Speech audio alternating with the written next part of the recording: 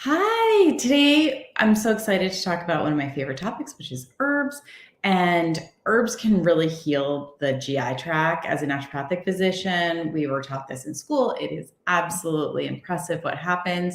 And I think that a lot of the patients come in thinking, I have leaky gut, I have this gas, I have this bloating, I know there's something going on, my GI system's off. People have this feeling and they're always looking for what can I do, as far as home remedies that are safe to try. And so I think it's really worth diving into kind of why a little bit we have these GI issues just before we go into the solutions, because it's really important to note that our food supply is definitely challenged. So the food we eat has less nutrient density. It has chemicals in it.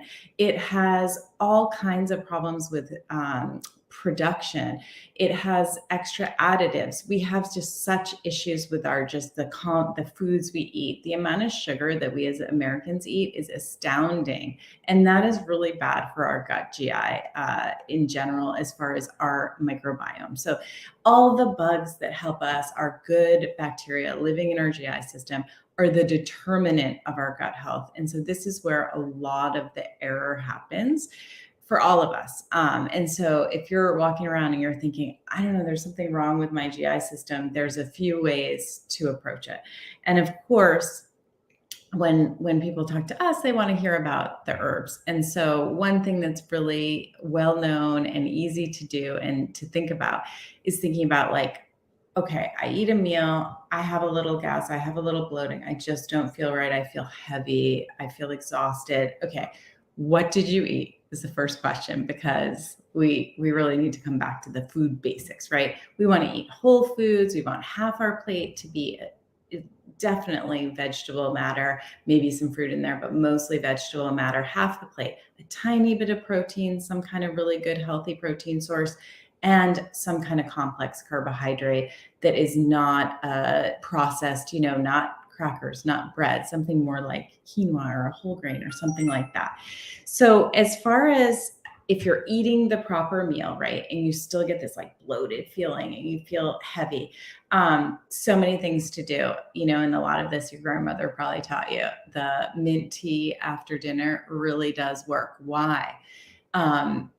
And there's a bunch of other herbs in this category. So as far as herbal medicine goes, those are called carminatives. And a bunch of these: fennel, coriander, the mint, those heavy essential oil plants that smell really good. When you leave the Indian food restaurant and they have the fennel that you can pop in your mouth, that is to help with digestion. And it does pull down on the gas production. So a lot of that is working with that gut microbiome. And when we were in herbal medicine classes, it was so awesome because I was like, oh, these herbs actually help reabsorb the gas. So they stop the kind of production of it and they help the reabsorption of the gas and they calm the intestine lining. So those are called carminatives. Those herbs are so, so good for us. And so if you get in a habit of, after you eat, having a nice herbal tea, that is a wonderful thing to try. And I happen to have a really nice herbal tea recipe here for you. And I'm just pulling it up. It's an Ayurvedic herbal that is really nice. It's equal parts of these plants. So this comes from the traditional medicine system of India, and they're all very high in essential oils and carminatives. So they help pull down gas in the GI tract. So this is coriander, cumin, and fennel seeds, and you do equal parts. So it could be, a half teaspoon of coriander, a half teaspoon of cumin, a half teaspoon of fennel, and you cook that. So you pop that in. I'm making 1 cup with that. I'm making like a cup of tea. So I'm putting 2 cups of water in. I'm boiling, maybe 20 minutes down, and then I'm drinking that tea. It's so soothing on the GI tract. So if you have this inflammation in the GI tract that we really do think is a root cause of disease in your body, and you come back and you have that tea, that inflammation should go down. And then it allows your gut flora to really heal as far as just calming the whole system down. You'll feel like less of that tension, less of the ache, and then your body's allowed to heal. Your microbiome can go back in balance, and that is a really smart thing to do. So if you're thinking, I might have leaky gut, I have some pain after I eat kind of stuff, and I have this kind of tension piece, that tea is awesome, and it tastes really, really good. So that's one thing that you can do. I know we had question about licorice tea. And I think licorice tea is really interesting to think about here too, because that's another way people do it. It's an anti-inflammatory, and I know I have inflammation in my gut. What should I do? So licorice tea is amazing at inflammation. It's very, very sweet. And so this is not the black licorice everybody's thinking about. This is not the Twizzlers. Twizzlers make me want to throw up, the look of them, the smell of them. They are not licorice. They just have a weird taste to them.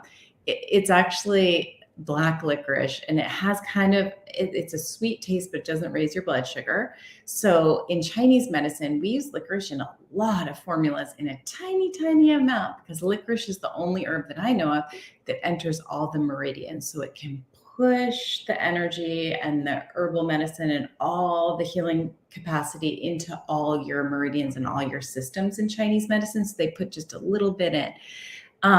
So most of the time licorice is used in combination. This question was like, can I use licorice with high blood pressure? And the answer to that is no. So in Chinese herbs, it's 12 to 15, 16 herbs in a formula. Licorice is the tiniest amount, just to move the formula through the body. So that's not as much of a threat as taking licorice alone. Can actually raise your blood pressure through an adrenal function, actually. And we know that's absolutely known. When I learned about licorice originally, it was in the category of adaptogen, like things that help you deal with stress, but it always has been a digestive aid, always in all systems of medicine that use licorice. It's always used in digestion because it's such a good anti-inflammatory. But we actually had to remove it once we figured out this high blood pressure thing. So there's a component in licorice that many formulas take out. So there is a way to use licorice without the component that causes the high blood pressure, but not for your GI tract, as far as healing leaky gut. So if you have high blood pressure, mostly we say stay away from licorice. That's the big contraindication.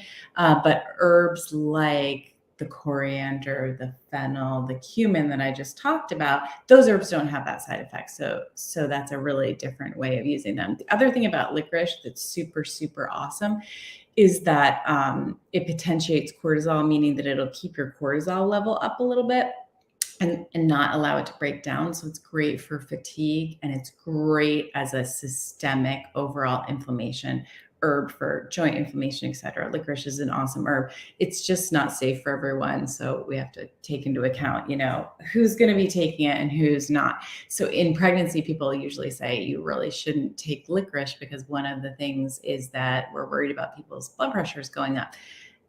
When I was pregnant, my blood pressure is always really low. It's like 90 over 55 or 60, like all the time. It's very low. And my midwife said, while taking my blood pressure, she was like, oh, you're one of the people who can actually take licorice. So I guess that's good. You can take it for your reflux. That's what she was telling me. But the general rule is any high blood pressure or risk of it, you don't take it. Another herb that I think is really, really important to know about, as far as if you're thinking about healing leaky gut, is that category of herbs. I'm going to say coptis, because coptis is the Chinese source of berberine that they use in that system of medicine. But any of these herbs that have berberine in them. So berberine is berberine, ERINE, and that's the component we're looking for. And coptis is a really neat herb because it's a really strong source of berberine, and that's called Huanglian, and it's Coptis chinensis, actually. We learned about berberine containing plants as golden seal and barberry and Oregon grapefruit, and some of those plants aren't grown sustainably. So that's why I'm talking about coptis mostly. because it's cultivated, like you can actually grow it. Whereas some of these other plants are on forest floors, and it's a sustainability issue. So you kind of want to know where you're getting these plants from, and that they're harvested responsibly, because they are roots. This component comes from the root of plant, and it's bright yellow, like bright yellow, and it's bitter, horrible tasting. So this is not a tea. I am not suggesting drinking coptis tea, although some people like it. It's like coffee to the nines. It's so bitter, like horribly bitter. So I'm not going to suggest that. It's more used in a pill form. Coptis has berberine that tightens the lining of our GI tract. So if you have leaky gut, you have this boggy lining, like your mucous membranes up your nose, down your throat, all the way down your small intestine, large intestine. That lining is all made of the same tissue, and it's most likely a little bit looser than it should be. It should be, more tight, and that's what the berberine does. So leaky gut allows bigger substances to come into your body from the lumen, and your immune system is reacting to those bigger substances. So there's gaps in the cells. The cells are actually leaky. There's too much space between them. They're letting bigger chemicals in than your body should be dealing with. And so the berberine tightens all this up. It's amazing for people who have sinusitis, because it'll tighten up those mucous membranes. So that's kind of why I'm talking about your sinuses, because everybody's had a cold, everybody's got allergies. You've seen all of this. And so if you're one of those people that gets phlegmy here, this berberine containing plant that I'm talking about, coptis, can really help with that.